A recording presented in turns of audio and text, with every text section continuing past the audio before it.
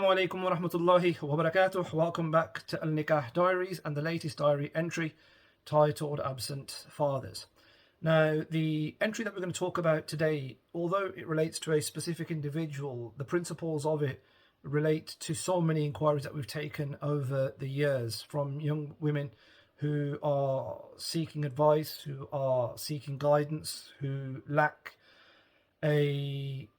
an authority, for want of a better expression, a father figure, for want of a better expression, in their lives to help them navigate some of the challenges that life presents to them, particularly around finding companionship and a suitable partner. And the story that I wanted to share with you today relates to a young lady. Let's just say her name is Khalida. And Khalida has been in a relationship with a young man. Let's just say his name is Hanif. And Khalida and Hanif have been together for a few years, both in their late teens, early 20s, and they've contacted us where they're asking for marriage. Now, it's not unusual for the groom or a groom to contact us and make arrangements. It's a little less normal for the sister to do so. And I say that against the context that over the past few years, we've had so many bizarre nikah inquiries. The sense and notion of what's normal from what's not tends to become so far removed from our sense of understanding, because there is a new normal, and I've realised that the new normal is there is no normal. But regardless of that, the sister makes contact with us asking whether we would perform a nikah for her. And she explains, or begins to proceed to explain her situation. And she says, brother, listen, I've got no father figure within my life. My mother brought me up as a single parent. There's a checkered history in terms of her life with her father. And I would suggest, reading between the lines, that there were degrees and elements of abuse as she was growing up. Not her, but domestic abuse that she was exposed to as a consequence of that familial relationship. Again, I infer based upon the account that she presented to us.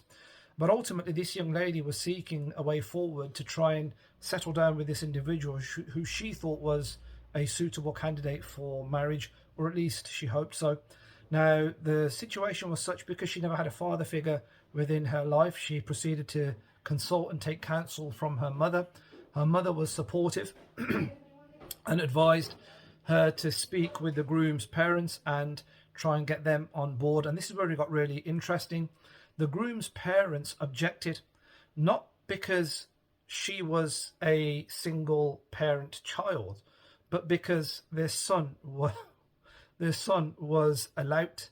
And they said that, listen, young lady, sister, you've got no future with this guy. He is unemployed. He has no stable employment. He's got no means to look after you. He's got nowhere to keep you, and he has no qualifications, and what we can see at this moment in time, he has no future.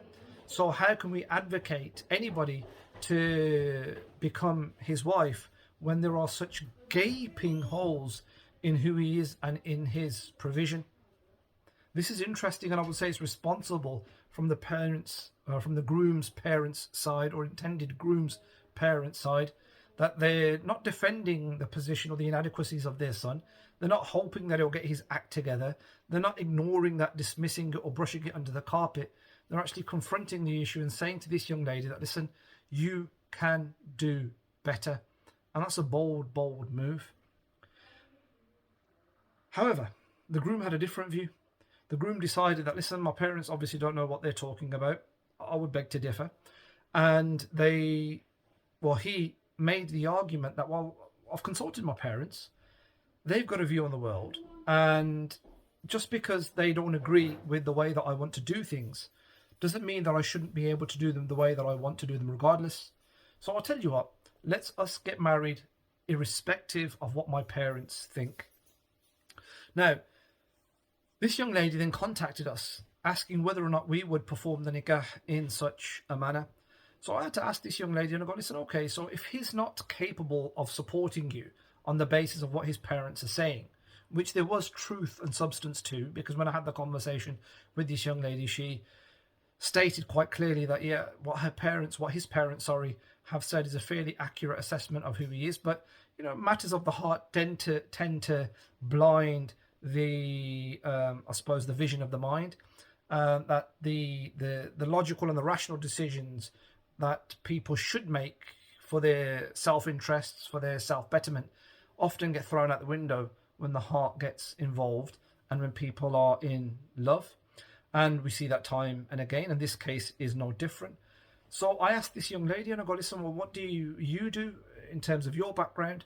And are you in a position, not that you or should be, but are you in a position to look after yourself and maintain yourself? Because if his parents are saying that this guy is, forgive the expression, a loser, what are you going to do if you find out the hard way that their parents were actually right and you should never have got into this relationship the way that you're wanting to in 6 months or 12 months down the line? What will you do? And she said that, listen, I worked for a number of years as a airline hostess on these kind of short haul commercial flights, but for various reasons that fell through. And I currently don't have a stable job or a stable source of income. She goes, brother, I really don't know what to do. I'm really struggling. I've got no father figure in my life. My dad is estranged from me. He's not passed away or anything like that. He's there, but he's absent. And I'm really, really struggling. And in many respects, this broke my heart in so many ways, because there's so many sisters, young ladies, and I say sisters in the sense that there's min jihat al-Islam, they are right, but daughters, for want of a better expression, 16, 17, 18, 19 years old, 20 years old, right, the age of my own children, where they're asking for advice purely because the man responsible for providing that direction as a father figure is absent, not through any other circumstance aside from the inability to be present in their daughters' lives. And regardless of what happens in marriage, regardless of what happens in partner breakdowns, the need to have both parents contributing towards the upbringing and the raising of that child to help them make informed and educated decisions is so important, so important. This dynamic was slightly different because, as mentioned, there was an element of abuse involved, which again is the failure of the man in the relationship, certainly within this context. But I see this time and again where there's young ladies who are contacting us, fathers not there, fathers absent, fathers estranged, and they're trying to navigate these challenges of this world, and they've got absolutely no idea on what to look for, who to speak to, who they can actually trust in making these decisions and these determinations. And these are perhaps some of the most significant determinations, particularly for young women and for young ladies, that will impact upon the rest of their lives, right? Rightly or wrongly. And unfortunately, if things go wrong, then the emotional impact, the psychological impact, the trauma, and I've mentioned this before, the baggage that they pick up is significant, and it takes weeks, months, and sometimes years to overcome and heal from, especially if you've given your heart to somebody and you've invested so much and everything into them.